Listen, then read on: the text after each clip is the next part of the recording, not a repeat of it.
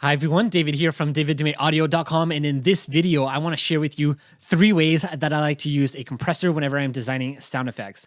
So in this video I don't so much want to talk about what a compressor is and how it works and what it does, but more so I just want to share 3 of the most common ways and common uses that I use whenever I'm designing sound, and then show some examples so that you can see how it works and then hopefully apply it in your own work. All right, before we jump in though, if you haven't checked the description, I just want to give you a free little gift from me. It's my 5 layering techniques PDF. In that PDF, I just go over 5 different layering techniques that you can use to create better sound effects. Of course, layering is the secret weapon, if you will, of creating sound effects. So in there, I just outlined 5 different techniques that you can use for creating sound effects. So if you're interested in picking that up, it's absolutely free. You can check the link in the description or just go to sfx.daviddumaiaudio.com/layering to grab that. All right, let's get into our project.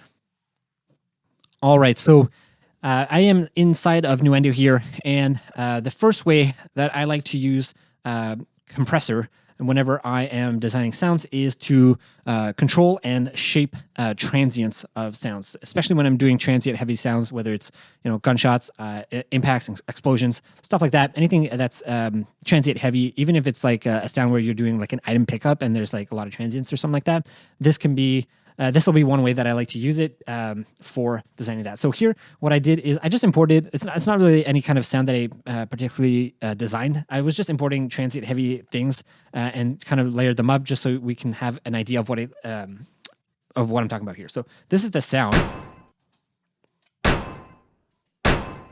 Right, so it's just a really bland, simple impact sound. That's not really the point of this exercise or this video. I just want to show exactly how I use compressor. All right, so what I did is I routed all of these sounds into a group bus, and I put on here Neutron 3 compressor. So it's just a compressor by Isotope. And so let's just have a look. So right now it's at 0 dB, so it shouldn't really affect the sound.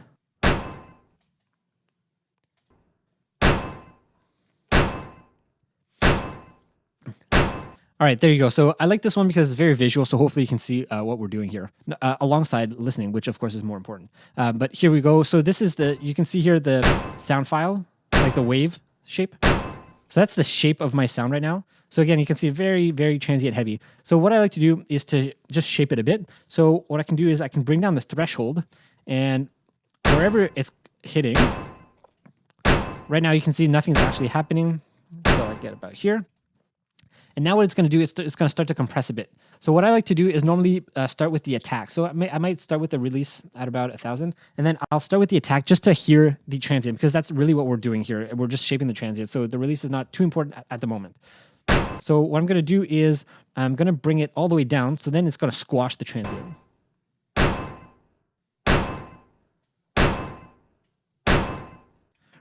Right. So this can help to kind of blend all the sounds together, but at the same time, you can lose a lot of the punch in your sound. So what I'm going to do now is just increase it slowly and then just listen to how it changes the sound. All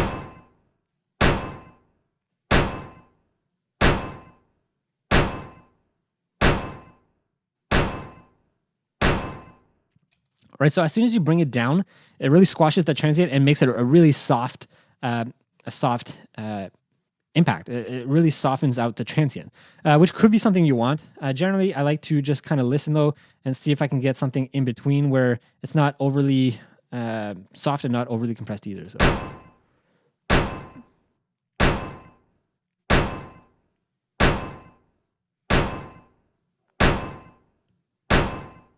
So I like around here, I don't lose the punch so much.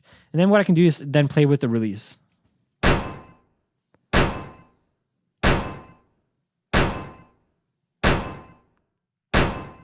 So for sounds like this, I generally like to have a nice slow release, so it just feels really natural and you're not getting any weird like artifacts or anything like that. So that's why I'm putting the release up pretty high. I could also bring down the threshold a bit.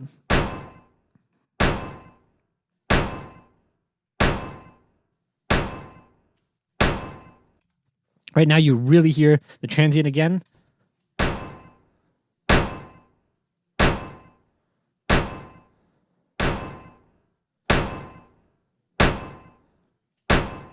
Right, so now you're kind of playing with how loud you want the transient to be in relation to the release, like the rest of the sound file. So that's what I'm doing here. So it really depends what you're going for, but this is how I like to shape it. Usually I try to get about, what is this? About about negative 5 dB or less of gain reduction.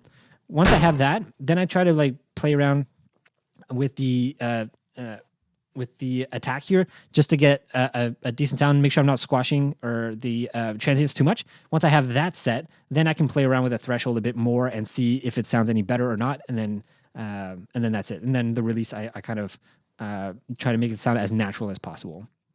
So usually a long release. Okay, so this is the first way I like to use a compressor, is just to shape the transients of my sounds, especially when I'm layering.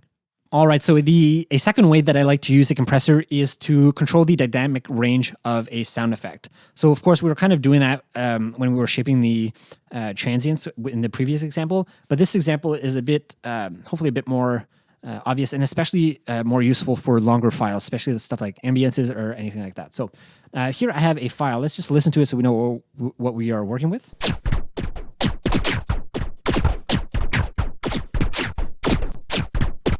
Okay, so it's very transient heavy, and then of course here you can see like some of them are a lot quieter than others, so a lot less. Sometimes when I'm working on stuff like, I mean, this is just like just to show an example, like some things will be like really loud, like up here, and then some things like this one might be something like this. It might be like super, super quiet, right? Like that. So when I'm working like this, well then especially if it's like a gunshot or something like that, then you don't always want this to be super quiet, because then it's just really jarring to the ear whenever you're listening to this. So what I like to do is two things. I usually like to use a compressor, and I will show you what that looks like. So in my plugins here, I'm going to turn off the maximizer here, and I have a compressor here, and it's really, really light compression.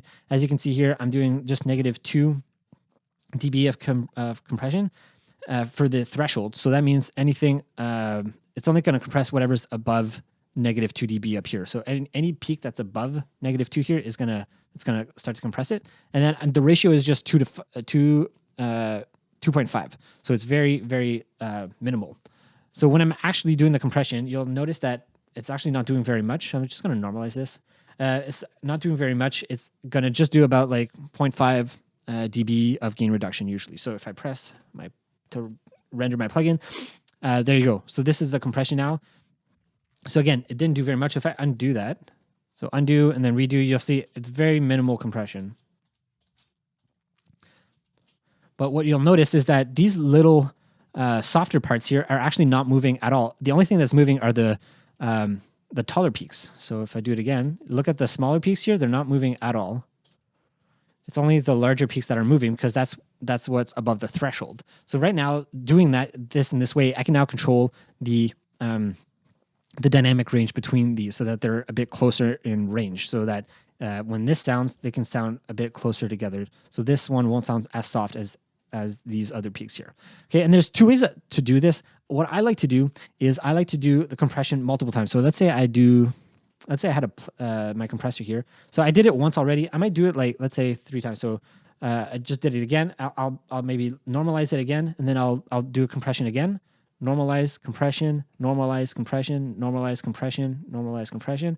So what this does now is it reduces the dynamic range between these louder peaks and these softer peaks here. So now these are a lot closer, so they won't sound as different or as soft as before. Right, so now it sounds a bit more uniform than when it did before. Now there's a couple of different ways that you could do this, where you're reducing the dynamic range between here. So my choice is to do compression, and I do, just like I showed here, very minimal compression, like a very low ratio, and the threshold is pretty darn, like it's not very much, -2. Okay, so it's really, really soft compression. And I like to do that to keep everything kind of controlled. And the other way that you could do it is using a limiter or maximizer. I don't really like to use that, because if you do, what ends up happening is you get chopped peaks. So this is the exact same file as here, but what I did here is I just chopped off the peaks with the limiter. And as you can see, it's like a straight chop off. So, and let's say I just did that again. All right, so I just did it, like I really exaggerated it so you can see the difference here. So I exaggerated the limiter effect, but basically you just get a straight line across, and but it reduces the dynamic range. Let's say between this one. So this was a softer peak here, and this one up here, right? It reduces the range between the two, so both of them will sound similar volume.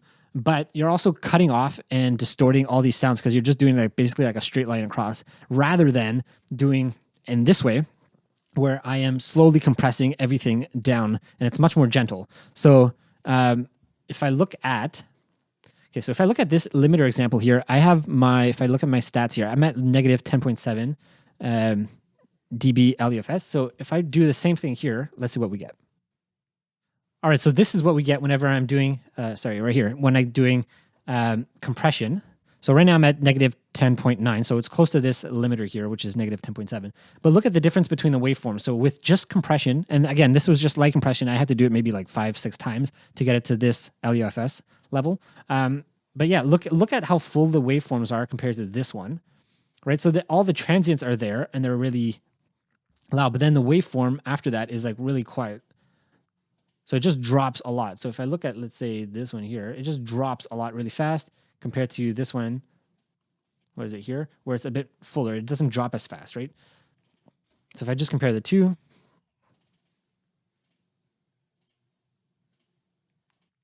right, they just have very different waveforms. And of course, now this is super extreme. I would never actually do this, especially this loud. That's pretty darn hot for a sound effect. So I would never do it this extreme, but hopefully you can see the difference between the two.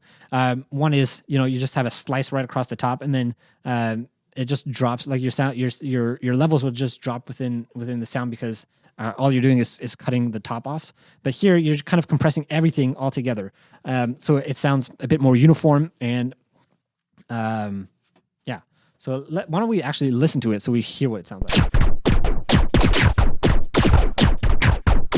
So this is the one with the compressor, and now with the limiter.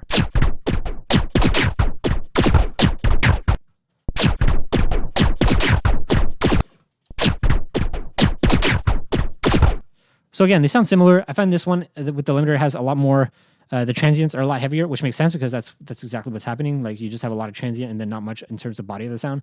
And then here, everything just sounds a bit more unified. So it depends on the effect that you're going for, but generally I like to use really light compression like I was showing. And then until I get a nice level or sound or balance of a sound. And I don't really have like a certain limit or thing I'm going for. Even LUFS, I don't have a certain number that I'm going for based on the sound effect. That totally depends. But this is just my approach to it. So yeah, hopefully this is helpful for this second way that I like to use compression. All right, this last way that I like to use compression here, I'm just going to show with one example here. I'm using S-Layer just to create a sound. So I'm just going to play it, see what we have. Okay, that's actually with my compressor on, so without it. So this is the sound. And then the way I like to use compression, again, is actually a multiband compression this time. Free multiband compression it's called OTT. And yeah, it's just a multiband compression. And what I like to normally do, like generally, but not always follow this, but I'll put the up and down percentage all the way down. So normally when you load it, they're at 100% each. And I just like to bring it all the way down. And then I'll usually have my depth at 100%. And see what I get. So I really like that sound. So let's compare A/B.